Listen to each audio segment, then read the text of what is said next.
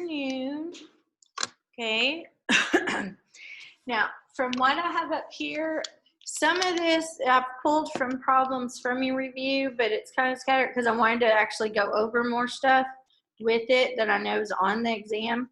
So it's not just like set problems from those review pages, this first part. It's just so you can either write it on notes, put it, I mean, if you've got papers you've been working the review on, put this with it, because that's what this is for, is review for the exam. But I just kind of set it up a little bit different based on what I know that you needed to know for the exam. Okay, so this is what we're working on today. It's mainly dealing with our right triangles, our trigonometric identities or ratios, whichever one you want to call them, our ASTC, which deals with our trig ratios, a lot of that, and then also with changing degrees to radians and radians to degrees. So I want to at least get through that part today, see what time it is then. If we have time, we'll go ahead and talk about like our permutations and combinations and make sure you remember those. And then on Tuesday, we'll finish with the probability and your sequences and series, if you know, whatever we don't get to today, because your exam is Wednesday morning, okay? So I'm going to try to get through as much as we can of this today.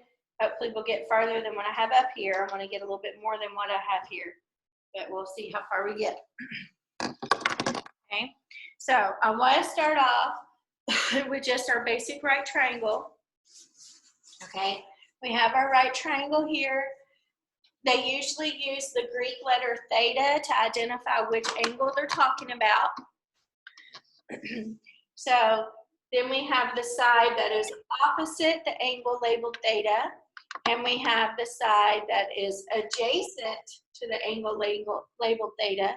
And then the hypotenuse is always the longest side of the triangle opposite of the right angle. Okay? So those are what we've got. So when we are writing our ratios, some of the questions on the exam are just what sides do you use for ratio? So you got to know what they are, plus be able to use them.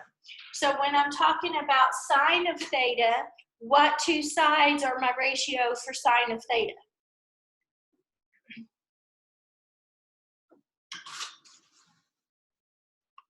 Nobody knows. Sine of theta is opposite over hypotenuse.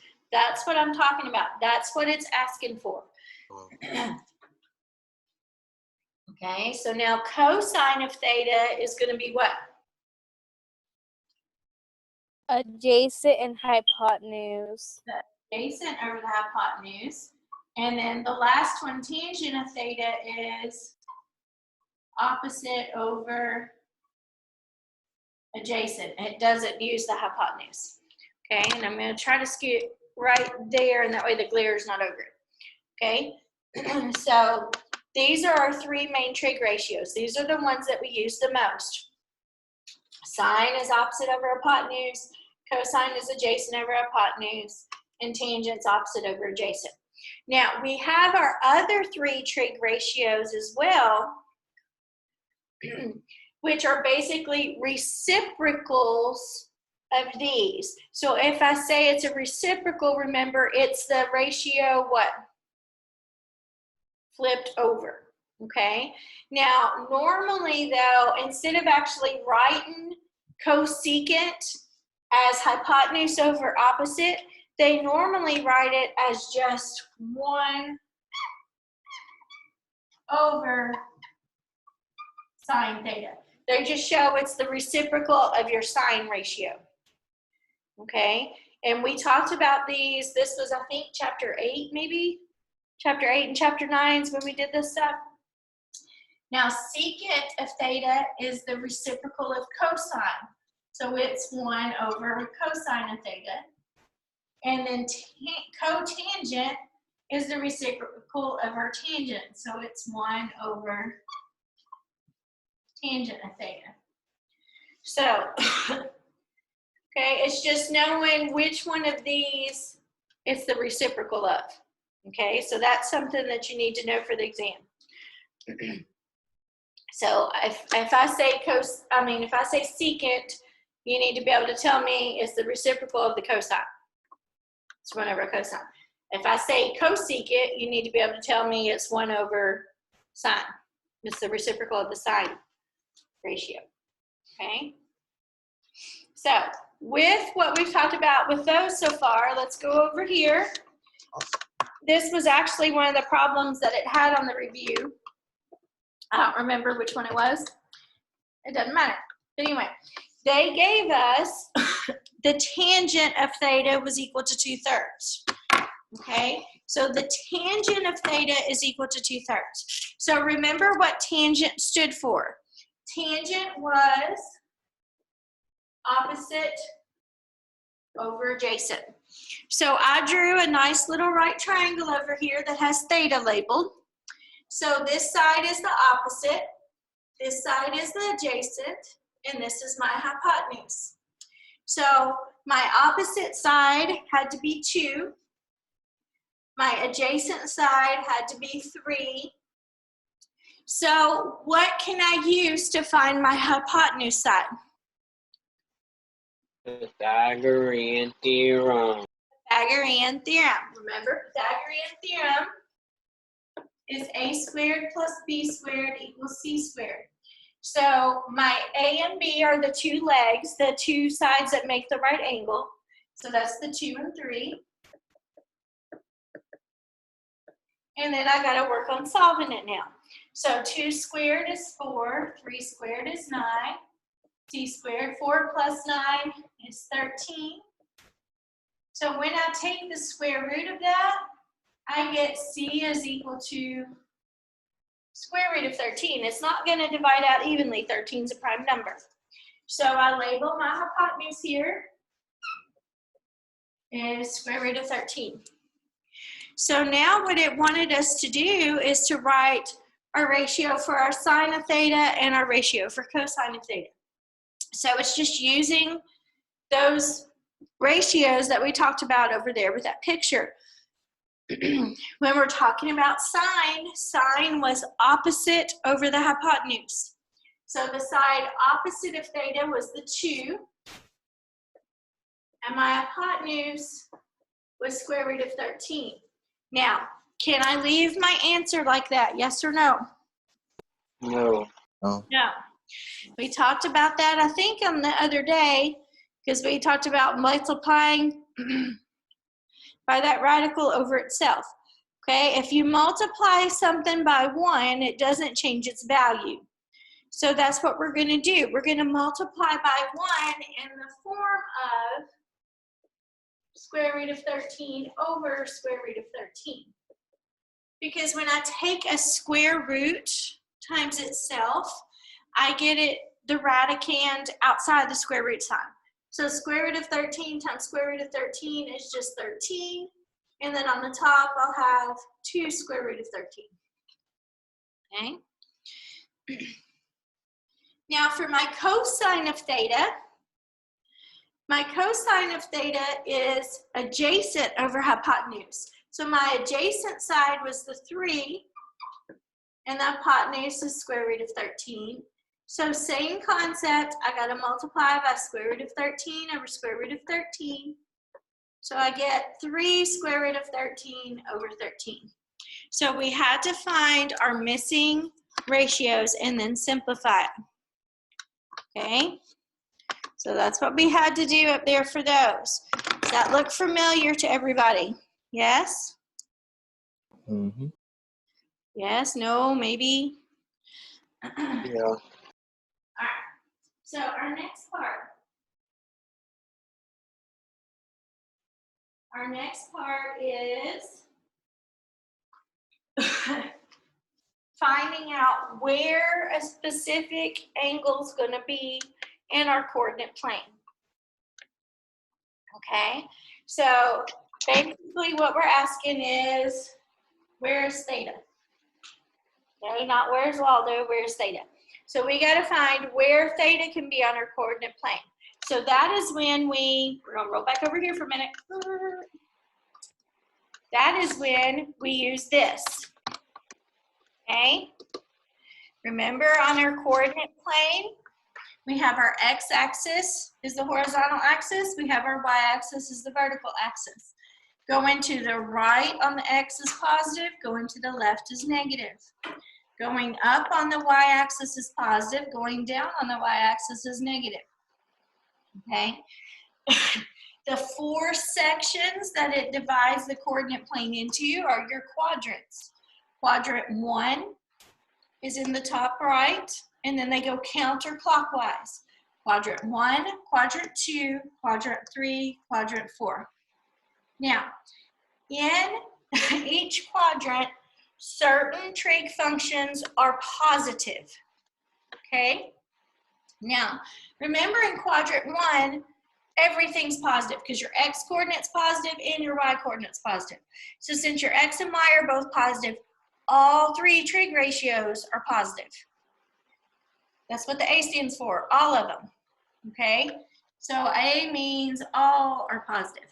Okay? Now, over here, you have a negative and a positive. So in this quadrant, only the sine function is positive. Now remember these? Okay, all's positive here. Here, sine's positive. Down here, T stands for tangent being positive. And here, C means the cosine ratio is positive. So if I'm talking about this one, only cosine's positive, so that means both sine and tangent would be what? Negative. Negative. If they're not positive, they're negative. Here, tangent's positive, but sine and cosine would be Negative. negative. Here, sine was positive, so cosine and tangent would be negative in that one. So it's just knowing which one is where. Now, to do this, something else that you got to remember, which hopefully everybody should because you've been doing these signs forever. Okay, if it goes this way, that means Greater than. greater than.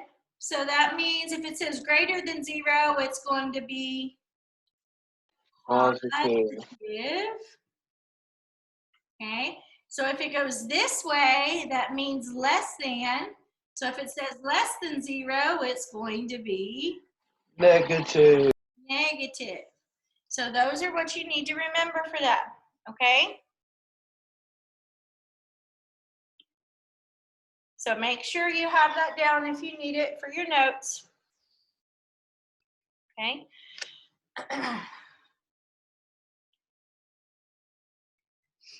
Okay, this is what we're using for these next questions that I have over here written down, okay?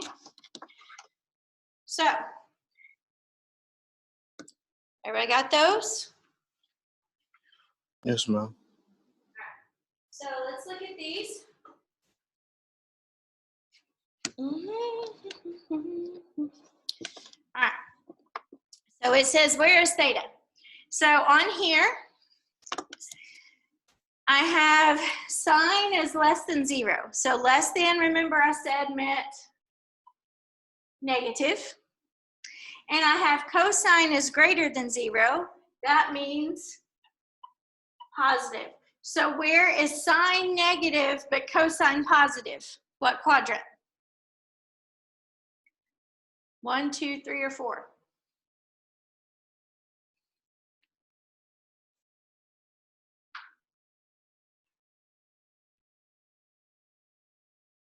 Four. Quadrant 4. So that's where theta would have to be, is in quadrant 4. Okay? Now, here, tangent's negative. So for tangent to be negative, it can be in either quadrant 2 or quadrant 4. Those are where tangent's going to be negative. Okay, quadrant 2, top left, and quadrant 3, bottom right. That's where tangent's negative. But then it says cosine is also negative. So where are both tangent and cosine negative? What quadrant? Quadrant 1. No, not quadrant 1. Everything's positive in quadrant 1. 2. What? Quadrant 2. Quadrant 2. Okay, so you have a couple of questions that are like that on the exam. Let me get you all kind of right there. All right. You can still see where I wrote negative under here, so, okay. I was trying to get where the glare wasn't quite over the middle of the problem. So if you're using that ASTC thing to find where it's going to be. Now we're still going to use that on this one here, but we got to do some other work first. Oh, sorry, my ant bite is still just itching me like crazy. All right, so I'm distracted because it itches. All right, on here, our goal is to get the sign by itself, basically. Okay, so just like any other equation, this is like my variable. So to get my variable by itself, I have something multiplied by it and something added to it. Which one do I have to get rid of first? The add. The adding. Okay, so it says plus 1. So to make plus 1 go away, we subtract 1.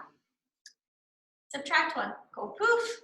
I have 2 sine theta equal -1. Now I still got to get the sine theta by itself. So opposite of multiplication, we divide. So I have sine of theta is equal to -1/2. Okay, so right here, my sign is negative. So from what we had over here, where is sine negative? What 2 quadrants? Quadrant 3 and 4. So my answers are going to be, it's going to be in quadrant 3 and quadrant 4. I'm going to have 2 answers. I'm going to have quadrant 3 and 4. Okay, that's where it's got to be at, quadrant 3 and quadrant 4, because that's where our sign's negative. Now, when you are doing this, remember on our coordinate plane, we had something else that we had. Okay, just a little reminder. Okay, this is kind of like 0 starting out. Then this would be 90. This would be 180. This would be 270. This goes back around to 360, right? Because it goes completely around, makes a circle. Each quadrant is 90 degrees. So if I'm talking about something in quadrant 3, I know my answer should be between 180 and 270 degrees. Okay, if I'm talking about an answer in quadrant 4, it should be between 270 and 360 degrees. So that gives you an idea of what numbers you can have for your answers. For here, it's got to be between 180 and 270. For here, it's got to be between 270 and 360. Okay, so back over here. When you are going backwards and trying to find the theta, what did we have to do to type it in different on our calculator? We don't just hit sine -1/2. What do we have to do? Does anybody remember that?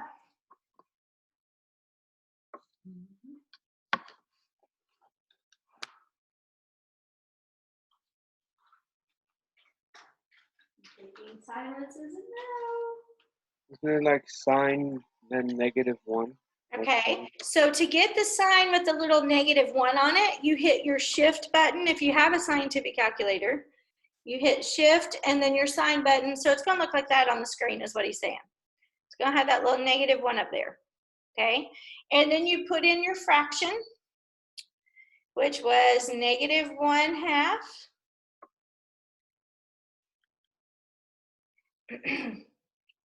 And I get, ow, sorry. Itching so bad. You don't really have to worry about the negative part on there. Okay, when you put this in. But what you're going to get for your theta is your basic theta, when you type that in, is like 30 degrees. Okay, but then you got to remember what we talked about. It's in quadrant 3 or in quadrant 4. So here's my coordinate plane. Okay, this is 180. This is 360. So it's 30 degrees is my thing. So 30 degrees from here is going to get me to it. So I have to do 180 what? Plus 30. 180 plus these, y'all, all my markers are dying. All right, 180 plus 30. So it's going to be 210 degrees. Now for this one, it's 30 degrees from there. So I'm going to take 360 minus 30 and get 330 degrees. Okay, so you have to find your theta using your calculator and then add it or subtract it depending on which side it's on to find the actual angle measures. But when it tells you to solve like that, you're going to have 2 answers. You could have 3 answers depending on the way the criteria were. Okay. But does that look vaguely familiar to anybody? I hope so. Okay. You only have one of those. So if you at least halfway follow this along and it's multiple choice, should you be able to figure out which one's the right one? Yes, ma'am. Yeah, I hope so. Okay. As long as you can figure out this part and you know which quadrants it's in, then, and you have on your notes the numbers for the quadrants, you should be able to figure out which 2 are the right answer. Okay. Now, one of the other things that I want to talk about was something that I thought was fairly easy, but you all acted like it was the worst thing in the world when we did it. And these problems are on page 600 of your review. Was changing degrees to radians and radians to degrees. For some reason, y'all like hated this, and I don't know why, but you did. Okay. Miss, was that the easy one that you had to plug in? All you do is you plug it in, cross cancel, multiply straight across. And some of y'all were still like, I don't like it, I don't get it. So, but there are, both kinds are on the exam, go in each direction. So that's why I want to make sure we did this. Because this one, it should be easy for everybody to get them right. Okay, so the way it works, if you're changing to the degrees to radians, okay, whatever unit you are given, it goes on the bottom of the ratio. So if I'm changing degrees to radians, that means the 180 degrees is going to be on the bottom. The pi radians is going to be on the top. If I'm changing radians to degrees, I have the radians here, so the pi radians is on the bottom. The 180 degrees, what I'm changing it to, goes on the top. So what you already have is on the bottom. What you're trying to get to is on the top.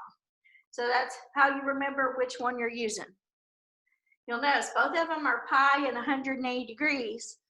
It's just that you change which one's on the top, depending on what you're looking for.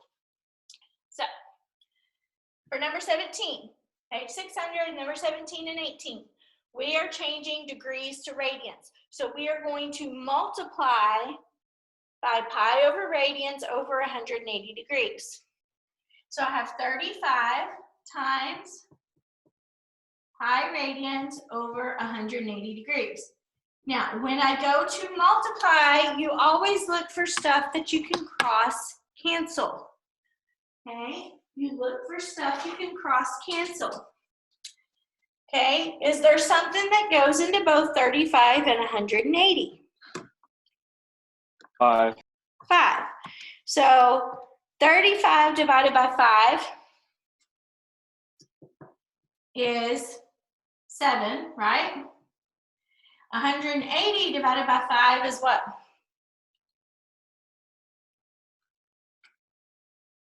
Mm-hmm. 40. 36. Okay? And then you just multiply straight across. Okay? I divided both of these by 5. So I have 7 times pi radians. So that's 7 pi radians. And then on the bottom, I had 36. So it's 7 pi over 36 radians. And that's it. But y'all didn't like those for some reason. Same thing for this one. We're going to multiply by pi radians over 180 degrees. So I got to figure out what can go into 250 and 180. Well, you should definitely know that what goes into them.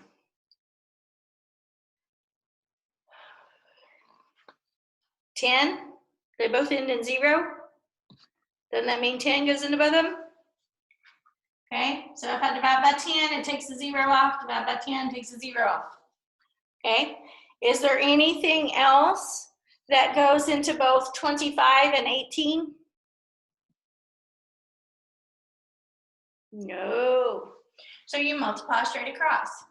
25 pi over 18, and then it's radians. Okay. Now we're doing the same basic concept here, except you'll notice when we were getting our radian answers, they're usually fractions. So on these, we're starting with the fractions that we're going to multiply by 180 degrees over radians. Remember, we're changing to degrees, so the 180 degrees is on the top. Okay, the unit that you're changing to always goes on the top. So I'm going to multiply by 180 over pi radians. So again, you look for stuff you can cross cancel before you multiply. Okay, that makes sense. You want to make it easier to multiply. You want smaller numbers. So I know pi cancels out pi. Okay, and then what about 3 and 180?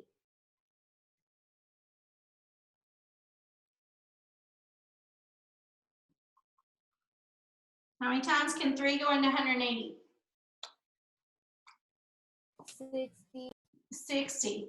So I have 2 times 60, 120, and I was changing to degrees. So I put the degree sign on my answer. Okay. Ta-da. Let's do this one. 7 pi over 10, so times 180 over pi. Okay. Again, what do I know automatically cancels? The pi cancels itself out. Okay. How many times can 10 go into 180? 18. So 7 times 18 will be your answer.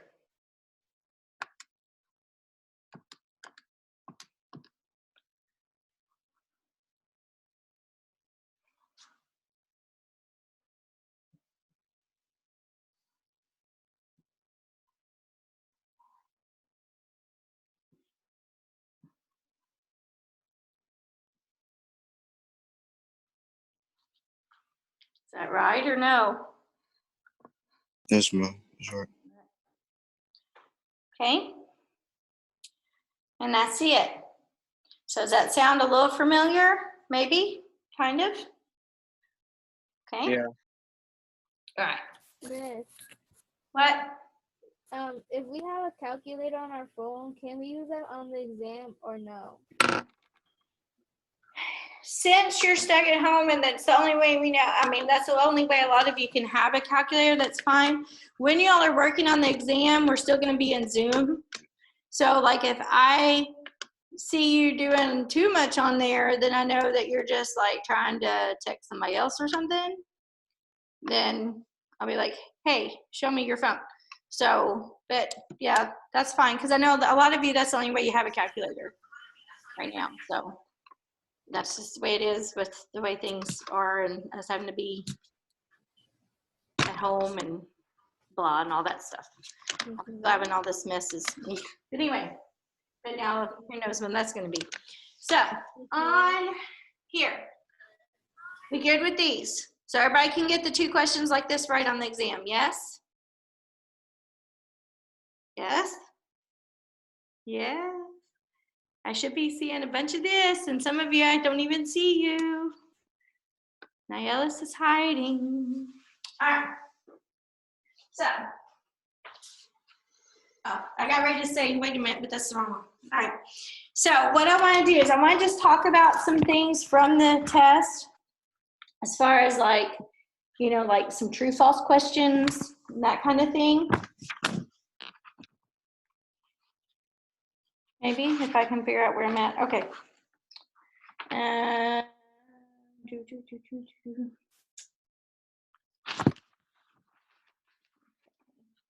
Talked about those yesterday. I wanted to talk to you about this, how these are set up. I don't remember if I explained to you or not. The ones, the inequalities. Now we practiced solving the inequalities the other day. Everybody knows what I mean when I say inequality? As less than or greater than or equal to, something like that. Okay. On the inequalities, the way it's going to be on the exam is you're going to have like a set of number lines given to you first. And then you're going to have questions grouped with those number lines. So you'll have different number lines, and I'm just going to make up stuff.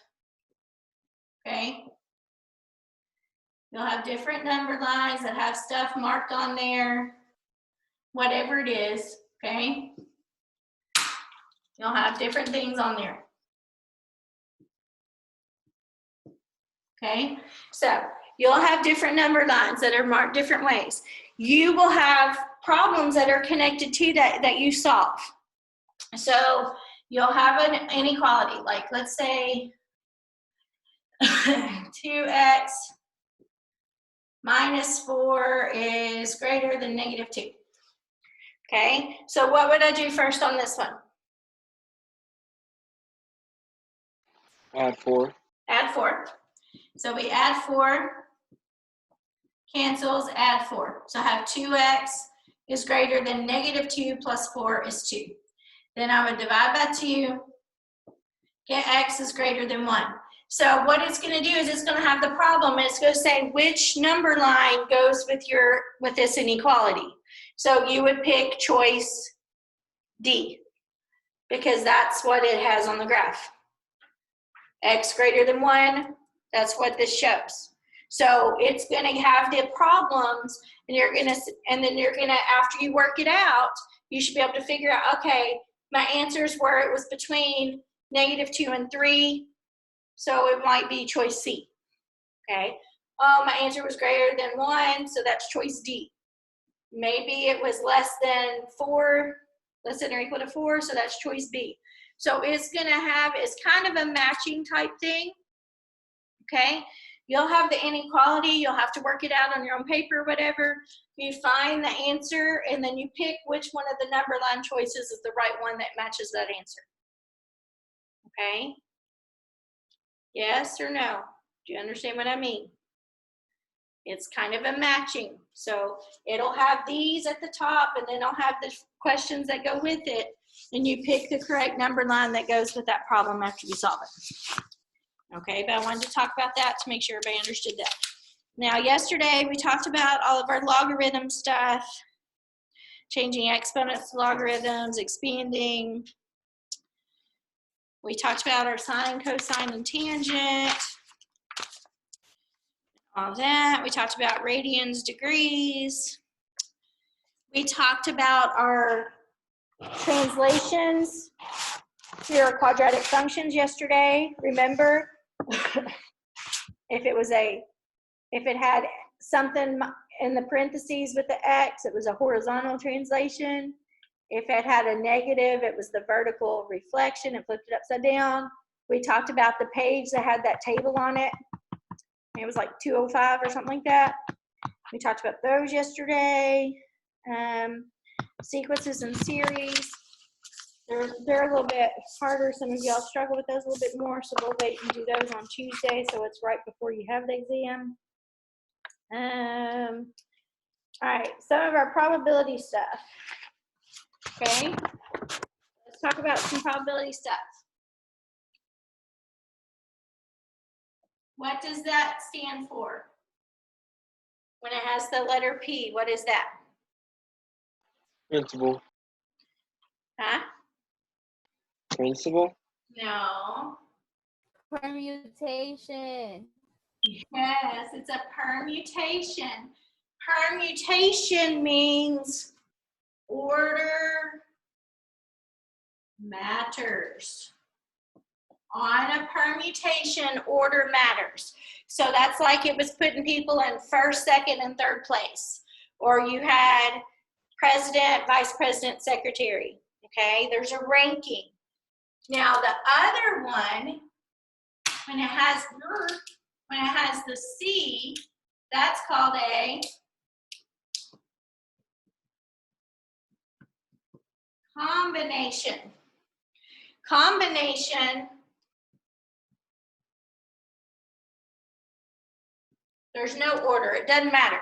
So that's like if I'm putting people just in groups for a project. Nobody's any different from anybody else in the group, okay? If I'm putting people on a committee, if I'm just separating people to sit at a table at lunch, whatever it is, okay? There's no order to it. It doesn't matter who I put on there first. Everybody's still going to be at that same table or whatever. The combination, okay? Now, when we're doing permutation, now, if you've got your calculator, remember, do they have the buttons for this? If you do have one, okay?